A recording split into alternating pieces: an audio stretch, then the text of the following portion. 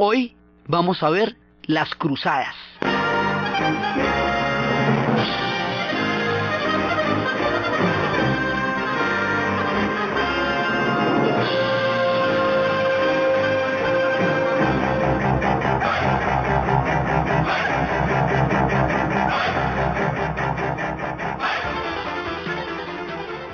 Hay un acontecimiento que va a poner en movimiento todo el mundo medieval y a poner en contacto y en choques a las civilizaciones, a los pueblos, a las religiones. Va a ser muy importante en términos del imaginario que se va a construir a partir de ahí. Va a dejar zanjadas diferencias profundas en la historia. Va a ser una tragedia en términos de sucesos y va a dejar una cantidad de contactos culturales que no se habían podido dar en tiempos anteriores. Son las cruzadas. Pero ¿cómo vamos a llegar a este punto? Y el asunto era el siguiente.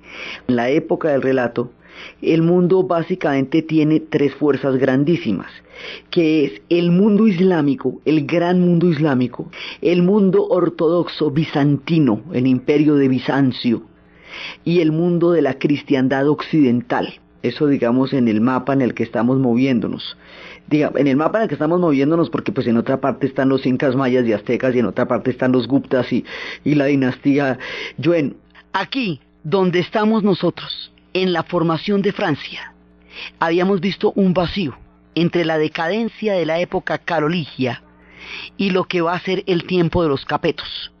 Y habíamos visto cómo se va a producir ya después un trato entre el Papa y los reyes, entre el Papa y el rey para legitimarse el uno al otro.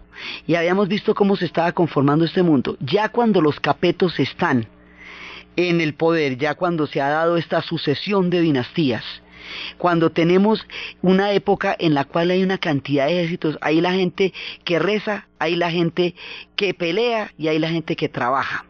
Y estamos organizando un mundo. Y estamos viendo cómo hay un punto en que toca darle como una especie de causa común y de oficio a toda la gente que está deslegada. Los caballeros están por todas partes, pero en ese momento son ejércitos salvajes. Entonces después les van a meter todo un código de honor. Después va a haber una reforma grandísima, que es la reforma gregoriana, y esa reforma va a convertir el celibato en dogma. Después va a haber, digamos, muchos cambios, el cambio del calendario, todo se va a transformar, y hay un momento en que se necesita que toda esta gente que está por todos lados tenga una causa común y se mueva en una sola dirección. Y eso es lo que va a lograr el efecto de las cruzadas.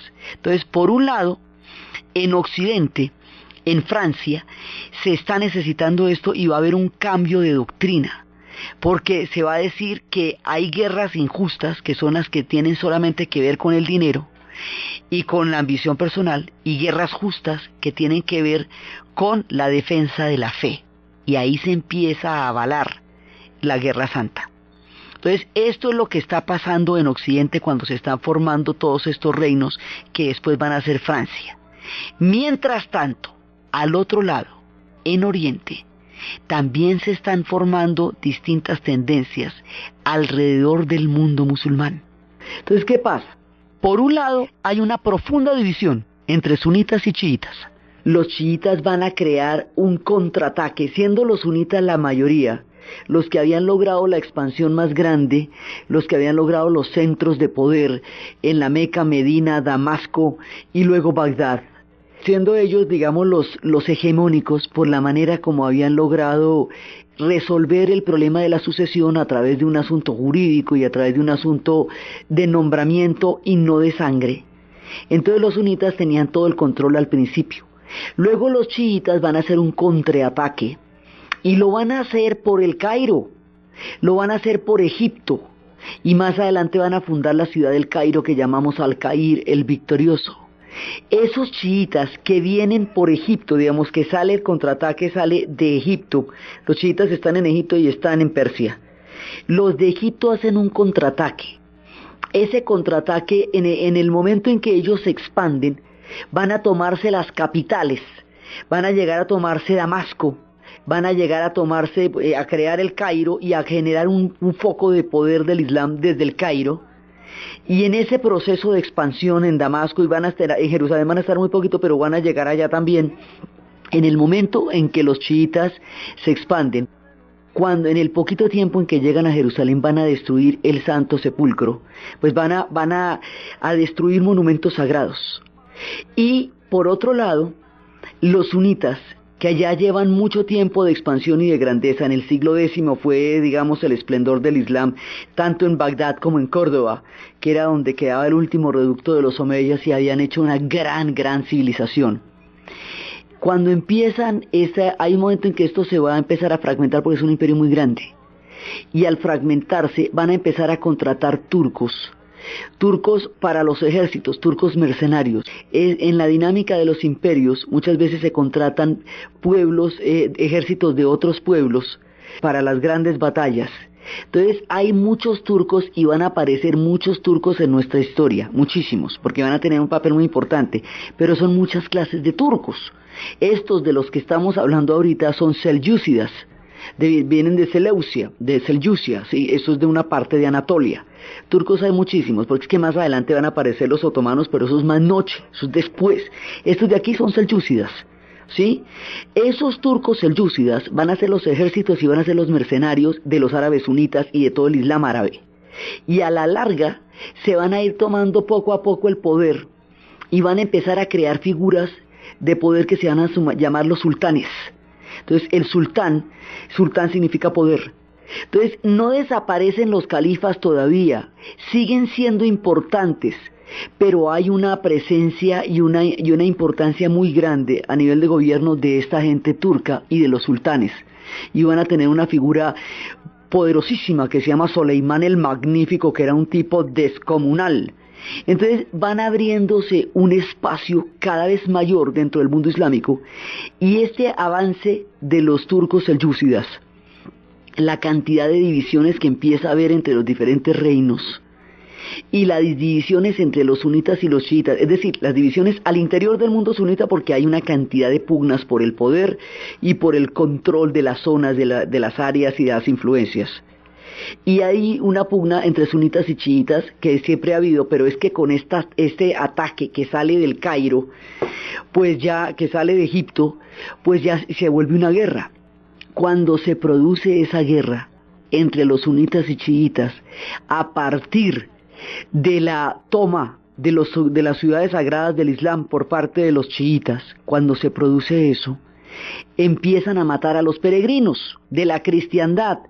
Los peregrinos de la cristiandad son aquellos que, haciendo la larga peregrinación hasta Jerusalén, consiguen el perdón de sus pecados. Las rutas de peregrinación de la cristiandad son Roma, Santiago de Compostela y Jerusalén. Pero Jerusalén es la más importante. Jerusalén ha creado un imaginario absolutamente poderoso, y a Jerusalén llegan todas las peregrinaciones. Entonces, cuando empiezan a matar peregrinos y empieza a hacerse inseguro el camino para llegar allá, entonces los peregrinos van a ir a donde el Papa a contar cómo fueron asolados y asaltados y cómo fueron muertos y cómo la ruta de la peregrinación está bloqueada por estas peleas entre el mundo islámico, al interior del mundo islámico. Entonces esa situación es la que va a detonar toda la furia de lo que va a ser la cruzada. Esa situación se vive alrededor de una ciudad que es la que anuda toda la historia, porque en esa ciudad por un lado está el templo de Salomón. Allá se construyó el templo de Salomón y allá fue donde está sentada lo más profundo de la fe judía. Allá se construyó, cuando llegan los musulmanes, la mezquita de la Roca, la segunda en importancia después de la Meca, porque se dice que en la mezquita de la Roca fue donde hay varios milagros de Mahoma. Uno de ellos fue el Miraje, es cuando él asciende al cielo. Hay varios, episodios fundamentales de la vida del profeta que suceden en Jerusalén. Y es allá donde está el Santo Sepulcro, que es el eje de la peregrinación de la cristiandad. El objetivo es llegar al Santo Sepulcro y la Vía Dolorosa, que están allá en Jerusalén. Y también en Jerusalén están las tumbas de los patriarcas, las tumbas de Abraham y de Sara, es decir, de todo el mundo bíblico.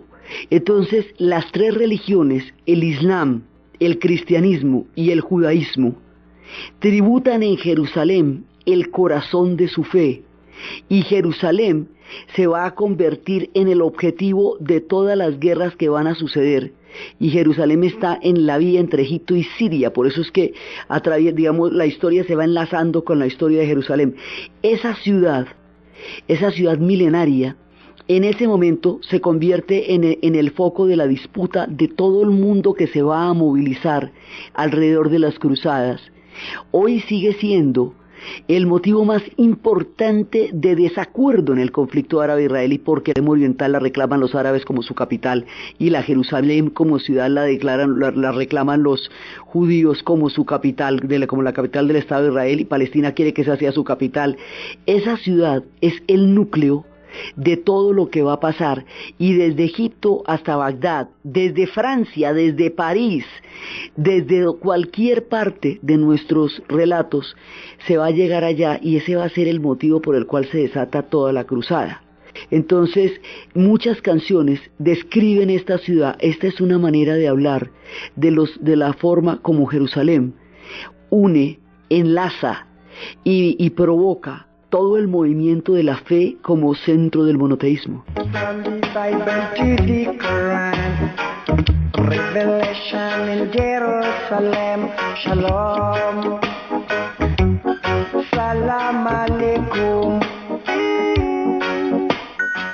You can see Christians, Jews and Muslims living together and praying, Amen. Let's give thanks and praises.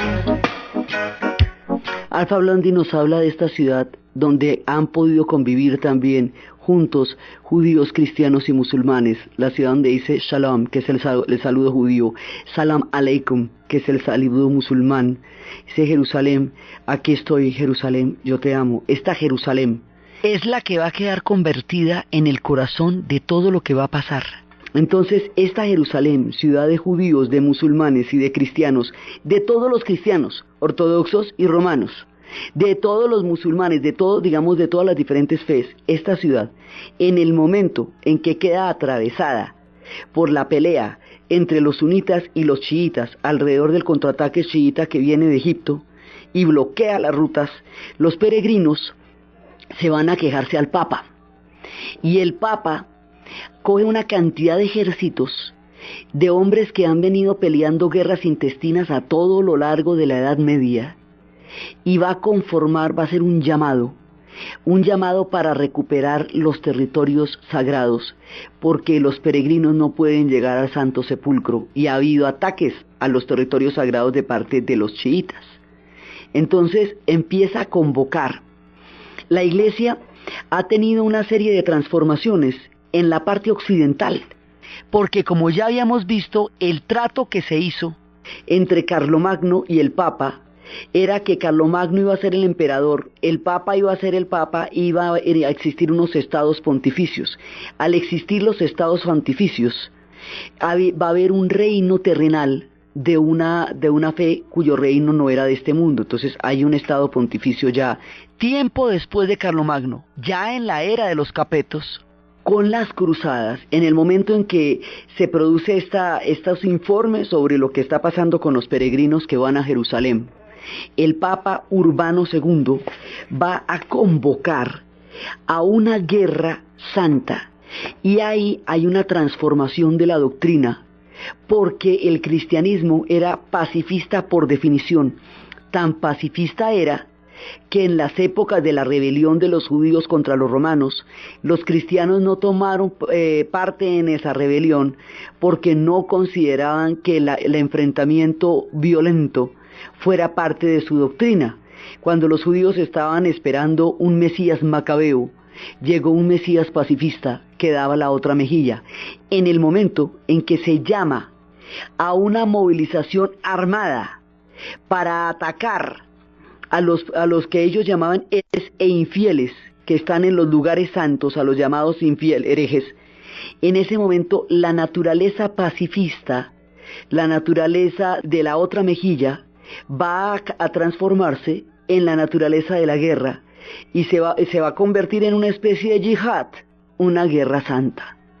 Entonces, la cruzada va a movilizar gente de todas partes, pero el epicentro de las cruzadas es Francia, es alrededor de los francos. Como ya hemos visto, en Europa está surgiendo un mundo que es el mundo gótico, el mundo de los reinos godos. Esos reinos godos tienen sus principales asentamientos en Francia, son los franis. Sí, hay una parte en Alemania y en una parte de España. En la época en que empiezan las cruzadas, en España, que está bajo el califato de Córdoba y que es musulmana, empiezan a darse también las guerras entre los moros y los cristianos, que van a durar 3 siglos y que a la postre van a terminar con la expulsión definitiva de los moros y de los judíos de las tierras españolas, y España se va a convertir en un país gótico alrededor del proyecto de los Reyes Católicos 3 siglos después de que empecemos esta historia.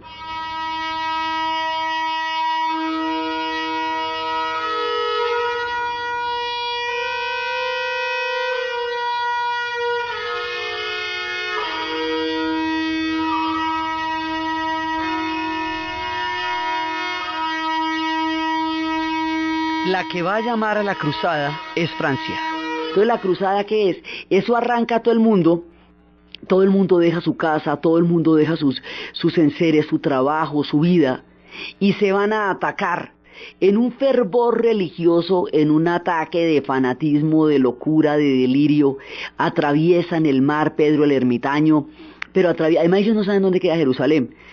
Hay un Jerusalén imaginario, hay un Jerusalén presente, hay un Jerusalén bíblico que todo el mundo tiene como parte de su vida, pero finalmente nadie ha visto dónde queda y nadie se imagina la distancia que hay entre Francia y Jerusalén, que eso es medio mundo. Entonces todo el mundo agarra para allá. Y salen, en un principio sale todo el mundo, salen familias enteras, con niños y todo, y viejitos, y perros, y burros, y cabras, todo el mundo para la cruzada. En esas cruzadas hay mucha gente llena de fe, imbuida por un fervor religioso.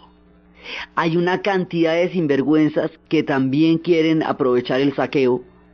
Hay una cantidad de pecadores de los más terribles, porque como eso perdonaba los pecados. Entonces ahí van las puras joyitas también, van una mano de joyitas que en una de esas quedan perdonados de los pecados, porque si usted muere combatiendo por el reino de Jesús, entonces usted directamente va al cielo. Exactamente lo mismo que en la yihad musulmana si se muere defendiendo la fe del Islam, igualito. Entonces se van para allá y arrancan a atravesar el mar y no saben qué hay al otro lado, no saben que hay reinos cristianos también. Y como no saben que hay reinos cristianos, los arrasan. Consideran que todo lo que vayan a encontrar al otro lado del mar en los territorios bíblicos es herejía. Y parejito van matando musulmanes, lo mismo que cristianos, lo mismo que judíos. Van matando a lo que se mueva y a lo que se quede quieto. Entonces van de una manera, van con toda la armadura de los caballeros medievales. Entonces van con toda esta armadura de hierro, con los caballos también protegidos por las armaduras. Entonces lo que usted ve es una especie de tanque que no es vulnerable a las flechas. Entonces estas avanzadas, primero viene la población, digamos la turba, una turba de gente que se vaya a la loca, y después traen los ejércitos.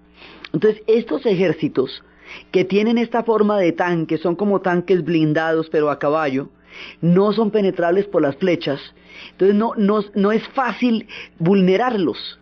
Entonces aterran, esa visión aterra, y van llegando y van atravesando, entonces producen una especie de terror, porque van llegando y van arrasando, van acabando con todo, van matando a todo el mundo, pasan las ciudades a cuchillo, no respetan la palabra, le dicen a los habitantes de las ciudades que si se rinden les perdonan la vida, y mentiras que los matan. Incluso hubo una ciudad en donde hubo canibalismo por el estado de hambre y de digamos ya de desesperación en que estaban los cruzados. Entonces ese incidente se volvió una imagen del terror. Entonces desde el punto de vista de los árabes, las cruzadas son un ataque de lo más bárbaro, de lo más salvaje y de lo más aterrador que pueda haber porque no contempla ninguna de las leyes de la guerra, no respeta honor alguno, no tiene ninguna palabra y arrasa. Entonces, esto, digamos, esto es una herida muy profunda que queda en Oriente, tanto entre los cristianos, que llaman a los europeos francos, como entre los musulmanes, que los consideran los artífices de un daño aterrador que les hicieron a ellos. Entonces, esa primera cruzada, digamos, primero ya la manera como se manifiesta, además los cruzados llegan y encuentran que hay unas civilizaciones poderosísimas al otro lado, que los bárbaros son ellos, porque estas civilizaciones pues conocían la seda, los brocados, la muselina, el algoritmo, la matemática, la química, comían con cubiertos, pues era gente refinadísima. Lo que pasa es que los cogen cuando están divididos entre ellos, un poco como pasaría con la llegada de Cortés al mundo azteca. Era un pueblo y un imperio muy poderoso, pero Cortés llega cuando hay profundas divisiones entre los aztecas, los toltecas, los zapotecas y los olmecas, y esas profundas divisiones son las que permiten que con el asombro de las nuevas armas los debiliten hasta el punto en que los puedan conquistar. Entonces, la primera cruzada se va a encontrar con un Islam dividido. Y el Islam está tan dividido de que si atacan un reino, probablemente los otros no lo defiendan porque necesiten que ese reino se debilite, porque de pronto al sultán le interesa gobernar ese territorio. Esa división tan profunda del mundo islámico hace que el mundo islámico no entienda la cruzada, no entienda de qué se trate. Entonces lo primero que piensan es que son ataques de Bizancio, pues se han venido guerreando con Bizancio un buen rato. Otro ataque de Bizancio no es novedad. Dice uno, ay, otra vez está tocando Bizancio, porque vienen reinos cristianos. Se llaman cruzados porque van a bordar sobre su ropa una cruz en el pecho y en la parte alta del hombro. Si usted llega a tener la cruz en la espalda, significa que usted fue un peregrino de Tierra Santa, estuvo en Tierra Santa y ya regresó. Eso significaba la cruz en la espalda. Pero la cruz en el pecho y la cruz en la parte alta del hombro es una manera de decir que usted va en la guerra por la fe y la reconquista de los territorios sagrados. Eso lo hace un cruzado. Usted va en nombre del Papa Urbano II y va a retomar los lugares santos. Entonces, no distinguen los musulmanes al principio que estos cristianos no vienen de Oriente, no son bizantinos, sino que vienen de la Europa occidental, que está muy lejana para ellos. De esa Europa occidental, la referencia que habían recibido eran los peregrinos. Pero esos ejércitos con estas armaduras los toman completamente por sorpresa, porque es que no los tenían en su mapa, o sea, no estaban en su película. Y estos llegan a lo bestia y les pegan la arrasada más impresionante. Y así, en la primera cruzada se toman Jerusalén los cristianos. Y al tomarse Jerusalén los cristianos, van a fundar una serie de reinos. Esa toma de Jerusalén es una barbaridad. Atacan, van a poner cruces sobre la mezquita, sobre el domo de la roca, van a atacar la tumba de Abraham. Digamos, hay una primera forma que es brutal, y esa brutalidad con que atacan los lugares sagrados del Islam, pues alborota el parche del Islam y llama a la guerra santa. Entonces viene la yihad contra la cruzada, y esto se va a volver la yihad contra la cruzada, y ahí se van a dar la guerra, porque imagínate tú.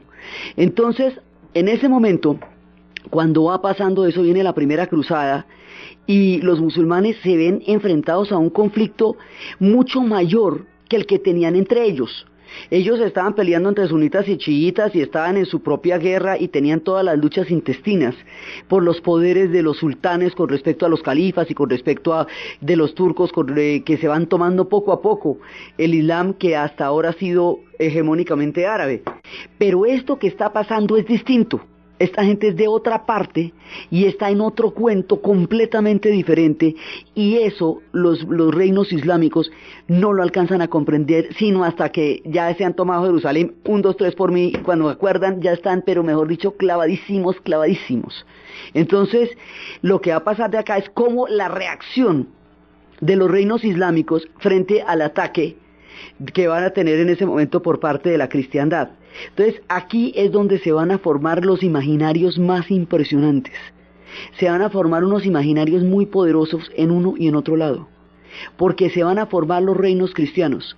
Y estos reinos cristianos van a, digamos, los cristianos, una vez tomada Jerusalén, van a fundar reinos allá. Y van a tener a unos caballeros que van a custodiar, porque es que en Europa está la cultura del caballero, está la cultura del honor, y está la cultura del honor entre ellos, ¿no? Porque con los árabes no conocían mucho la cosa. Y entonces resulta que ahí, en ese momento, van a poner a custodiar los lugares sagrados a unos personajes que, por ser los caballeros que cuidan el templo, se van a llamar los templarios, los caballeros del temple. Y esos caballeros del temple proceden de una leyenda. Se habla de una leyenda en la cual los templarios, que van a tener una importancia muy grande, los templarios van a desarrollar una economía, una serie de maniobras financieras, y van a ser, digamos, los financistas de ese reino de Jerusalén. Y durante más de un siglo ellos van a gobernar en Jerusalén, van a administrar Jerusalén y van a crear los reinos cristianos de Jerusalén. Entonces se dice que los templarios llegaron a ser tan supremamente poderosos porque tenían una serie de secretos con los cuales garantizaban su poder frente al papado y el respaldo del papado y el respaldo del rey. Entonces se dice que el secreto de los templarios era que ellos conocían el verdadero secreto del Grial. Este imaginario es importantísimo, importantísimo, porque va a forjar imaginarios muy importantes dentro de todo el mundo de la caballería, dentro de Arturo, dentro de todas estas leyendas. Entonces se habla de un caballero puro, que era Percival, que en otras partes lo llaman Galahad. Entonces él es un paje y va empuñando una lanza de hierro, y entonces él va a tener una visión. En la visión se va a encontrar con un doncel que tiene una lanza de hierro con una gota de sangre en la punta. Luego con una hermosa doncella que tiene un grial del cual emana una luz sobrenatural y maravillosa. Y luego con otra doncella que tiene una espada rota. Entonces las preguntas son: ¿qué significa la visión? Entonces el caballero la primera vez no entiende la visión y pierde el año. La segunda vez se le vuelve la visión otra vez y las pruebas, y entonces le dice que la doncella de las manos pequeñas, él tiene que entender eso para poder restaurar los reinos. Este es el secreto de los templarios, de por qué los templarios van a ser tan poderosos. Y empieza a descubrir cuál es el enigma. Entonces dicen que en un principio es la lanza con la que Longinus atravesó el cuerpo de Jesús cuando estaba en la cruz para ver si estaba muerto, y que la gota es la gota de sangre que emanó, y que esa gota la recogió en el grial, que es el grial que tenía la doncella con la luz luminosa, José de Arimatea, y que José de Arimatea fue el que llevó el cristianismo a las Islas Británicas. Con esto dicen que la espada rota era la espada de los macabeos, otros dicen que la espada rota era Excalibur. El asunto es que a partir de esta leyenda también se habla que ese grial era el grial de la última cena. Unos dicen que era el grial donde se recogió la sangre, donde José de Arimatea recogió la sangre que emanaba de la lanza, y otros dicen que era el grial de la última cena, pues las leyendas tienen varias versiones. La espada rota, unos dicen que era la espada de los macabeos, y otros dicen que era Excalibur. Pero de estos tres secretos que poseían los templarios va a surgir el poder que ellos van a tener por un lado, y además ellos custodiaban el templo, y por el otro lado de la espada rota sale todo lo que significa la formación de un rey en el medioevo. Un rey, el rey, la tierra y la espada deben ser uno solo, y eso va a ser un imaginario tan poderoso que es el mito del rey Arturo, que habla del rey, de la espada y del temple como digamos la espada y la tierra como de una misma unidad. Esa misma leyenda la ve uno hasta en El Señor de los Anillos, porque cuando le rompen la espada y con la espada rota le quita el dedo a Sauron y el anillo va a caer y el otro no lo arroja, y es esa espada, al restaurarla, la que le va a permitir a Aragorn lograr vencer el mal al final del Señor de los Anillos. Esa espada va a ser Excalibur, la que se rompe y la va a restaurar a Arturo cuando la pueda sacar de la piedra, y eso lo va a hacer el rey. Entonces esa, digamos, ahí viene la simbología más importante. Y el grial va a ser, y Percival, que va a ser el símbolo de la pureza. Esto es el secreto que tienen los templarios, es el poder que tienen los templarios. Y también se habla de otro secreto que tienen, y es que ellos conocían una descendencia. Hay otra parte, digamos, que es lo que plantea el Código Da Vinci y otras nuevas enfoques, que se habla de las tres Marías que se convierten en una sola en el relato católico, y se dice que hay una descendencia que venía de Jesús por parte de la Magdalena, de María Magdalena, y no por parte de Pedro, y que los templarios conocían ese secreto. El asunto es que por el grial o por la descendencia, digamos, quienes cuando se afirma esa hipótesis, pues se entra en el mundo de los chiitas, pues es como si fuera Fátima la de verdadera descendiente. El asunto es que los templarios poseen secretos que van a dar origen a todo el imaginario de la Edad Media, y esos secretos los hacen increíblemente poderosos. Los templarios tienen su poder también, es una orden de monjes militares, una orden cristiana guerrera, y ellos custodian los lugares sagrados. Más adelante, cuando se pierda Jerusalén, la existencia de la orden se va a empezar a poner en cuestionamiento, porque el sentido de la orden era cuidar los lugares sagrados, por eso eran los caballeros del temple. Entonces, alrededor de esos reinos cristianos hay una cantidad de leyendas, y esa cantidad de leyendas van desde los caballeros del Crac, que era una cima, una fortaleza en la cima, donde llegaron a tomarse una aldea, y los campesinos les dieron una resistencia durísima porque ya se sabía que era lo que ellos habían hecho. Y a la otra noche, cuando fueron a contraatacar, los de la aldea ya se habían ido, porque que se iban a quedar al contraataque, como pa' qué. Entonces ellos se quedaron en esa fortaleza y desde ahí les rendían tributo, los caballeros del Crac. Y aquí se va formando una ruta que atraviesa Siria y Líbano, que es Crac, que es Acre, que es toda la ruta de la cristiandad para tomarse Jerusalén. Y mientras tanto, al otro lado, los pueblos islámicos, los reinos islámicos están preparando la ofensiva, y figuras fantásticas van a surgir al otro lado de la historia.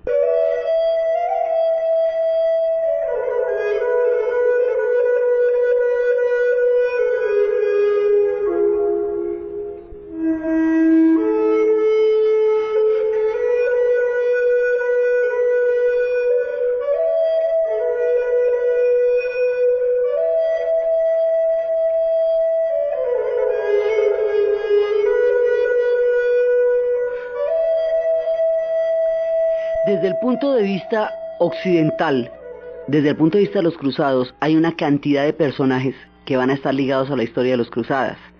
Entonces, las cruzadas son 8, pero las importantes son la primera y la tercera, que es donde realmente se define la situación. Entonces, a partir de ahí se fechan una cantidad de acontecimientos en la historia de los europeos y en la historia de los árabes. Las cruzadas se van a lanzar entre 1096 y 1272. Sí, van a empezar todas estas cruzadas, y hasta que terminen todas las 8 cruzadas, pero finalmente las importantes a la hora del té pues son la primera y la tercera. Ligadas a estas cruzadas son todos los personajes míticos de Occidente. En la primera cruzada era Pedro el Ermitaño. En la segunda cruzada, Leonor de Aquitania, quien fue con el rey de Francia. Y es cuando entrará en contacto con los sufis y traerá las cortes de amor, del cual contaremos un capítulo magnífico. Leonor de Aquitania va a tener sus hijos con Enrique II, que son Ricardo Corazón de León, Juan Sin Tierra y Godofredo. Ricardo Corazón de León va a encabezar la tercera cruzada. La segunda cruzada fracasa porque no se ponen de acuerdo. Entonces pues sí se van todos para allá, pero en la mitad del tropel se agarran entre ellos, y entonces finalmente la segunda cruzada no llega a ninguna parte. En la tercera cruzada van a llegar los grandes reyes de la cristiandad. Ricardo Corazón de León, va a llegar Federico Barbarroja, y van a llegar, digamos, los grandes, y se van a enfrentar a un personaje que es el Gran Saladino. Entonces estos personajes, Federico Barbarroja él lo que va a hacer es que se come un almuerzo poderosísimo y luego se baña y le da un patatús y se muere. Y al morirse Federico Barbarroja, todos los cruzados germanos que van para allá quedan sin líder y se devuelven. Una parte importantísima se devuelve. Ricardo Corazón de León continúa con la cruzada. Mientras Ricardo Corazón de León está en las cruzadas, hay rebeliones contra Juan Sin Tierra en Inglaterra, porque Juan Sin Tierra la está embarrando, y entonces los nobles lo acosan y le dicen que no puede seguir exponiendo impuestos, lo obligan a establecer los impuestos por un sistema de consensos, y esa obligación y esa limitación de la autoridad del rey es lo que se va a llamar la Carta Magna. Mientras gobierna Juan Sin Tierra, era cuando estábamos hablando que Robin Hood y Ivanhoe hacen rebeliones desde los bosques de Sherwood y desde esas tierras de Nottingham, porque consideran que un rey ilegítimo está gobernando. Entonces todas esas leyendas corresponden a esta época, a toda la época de las cruzadas, por eso son tan populares en el cine y se ha visto tanto a Errol Flynn. En Francia, mientras tanto, están pasando muchísimas cosas. Por un lado, la mayor cantidad de órdenes de caballeros van a partir de Francia. Los caballeros templarios, los caballeros hospitalarios, todos esos caballeros son en su mayoría franceses.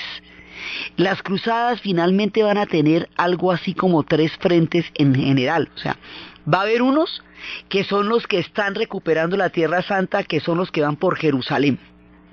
Van a haber otros que son los que están empezando a pelear contra los musulmanes en la península ibérica, en lo que después va a ser España, en estas peleas en lo que ellos llamarán más adelante la Reconquista. Va a haber otros que son los caballeros teutones.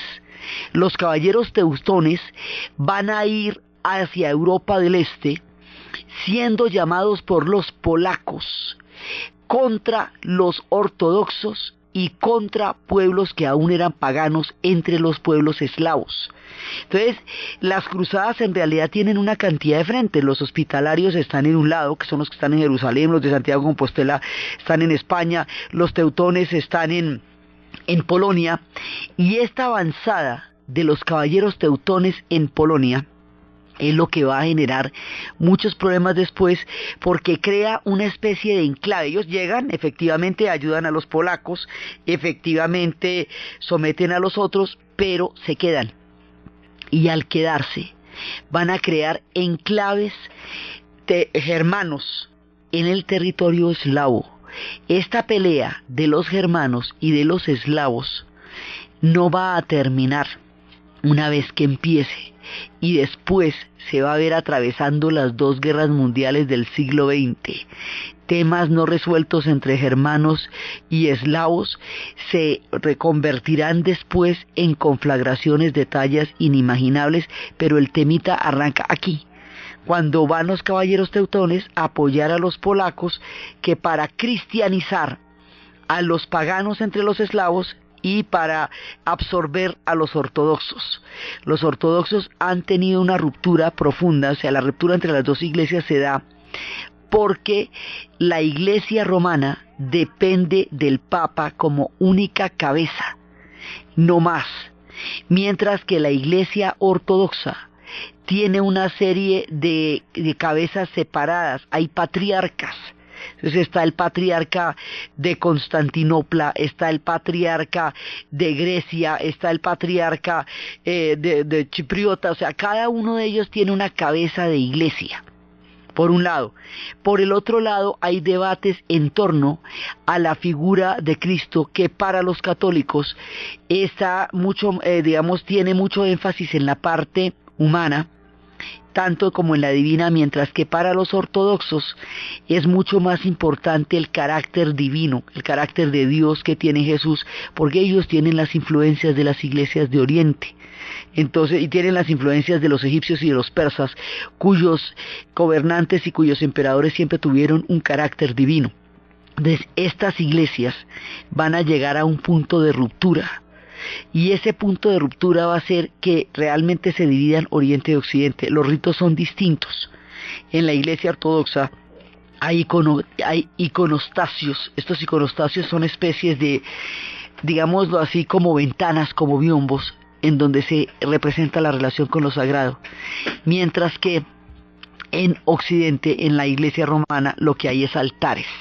En la iglesia ortodoxa los altares están detrás del iconostasio, porque el iconostasio es el punto de contacto con la divinidad. El asunto es que las 2 iglesias se parten, y se parten en el año 1000. Entonces cuando llegan los cruzados, muchísima gente es ortodoxa en todas las tierras santas que van a recorrer, y siendo ellos cristianos, también a ellos los van a asolar y también a ellos los van a atacar, y esto va a generar que las cruzadas se vayan a sentir de una manera muy agresiva, tanto por los musulmanes como por los cristianos ortodoxos, porque se los llevaron por igual en los territorios que van hacia la Tierra Santa y en los territorios de los eslavos, porque también en los territorios de los eslavos los caballeros teutones allá les dieron bastante batalla, siendo que igualmente eran cristianos, pero quedaban en la mira de una avanzada que iba por los pueblos paganos y que de paso intentaba reabsorber hacia el catolicismo a los pueblos cristianos ortodoxos, porque aquí es cuando se ven, digamos, las divisiones de las iglesias. Entonces, las cruzadas van a formar las órdenes de los caballeros, porque las órdenes de los caballeros van a quedar custodiando los lugares sagrados. Una vez que se haya tomado en la primera cruzada Jerusalén, ahí los caballeros van a quedarse custodiando los lugares que fueron tomados, y eso es lo que le va a dar una función a los hospitalarios y a los templarios. Más adelante, cuando en la tercera cruzada Saladino se tome Jerusalén y los lugares sagrados queden fuera del alcance de los antiguos caballeros, su papel va a quedar en entredicho, porque la función que ellos cumplían una vez llegada allá era precisamente esa. Pero eso son otras historias que también determinarán el rumbo de Francia, porque más adelante, cuando los templarios sean perseguidos, sus maldiciones alcanzarán a unos reyes que vivirán procesos terribles a partir del templario que quedaba quemado en la hoguera y que maldecía al Papa Clemente y al rey Felipe y al señor de Nogaret, pero eso lo vamos a ver más adelante. El asunto es que todo arranca de aquí. Entonces vienen todas las órdenes. Para la cruzada van a pasar por Rodas, van a pasar por Chipre, las islas del Mediterráneo se van a convertir en pasos obligados, porque tienen que atravesarlas para llegar a las tierras sacras. Eso hace que Chipre, que Rodas, que Malta sean refugios de las órdenes de caballería, y que grandes castillos impresionantes refuljan en esas islas como huellas del paso de los cruzados por estos caminos. Y es así como uno empieza a encontrar el origen de los caballeros de Malta y el origen de los caballeros que van a atravesar todos estos lugares, y estas islas se van a convertir en el paso de las civilizaciones y de los pueblos, hasta dejar unas herencias inimaginables para los pequeños territorios que son en la mitad de un mar donde la historia se batía en las guerras religiosas. Francia, mientras tanto, va a quedar en una situación en la cual hay fundamentalmente tres ducados.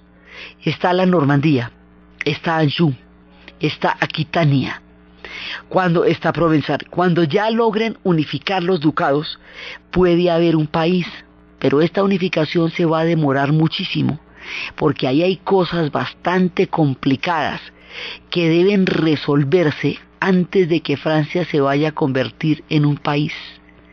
Las cosas que se tienen que resolver, la manera como Normandía va a entrelazar los destinos de Inglaterra y Francia a través de un salto nobiliario que las va a unir como siameses, que va a hacer que estén totalmente entrelazadas en sus historias, la manera como sus leyendas se pasan de un lado al otro y se cristianizan, la forma como se van a crear las cortes de amor y las influencias que esos van a tener, es lo que vamos a ver en el siguiente programa.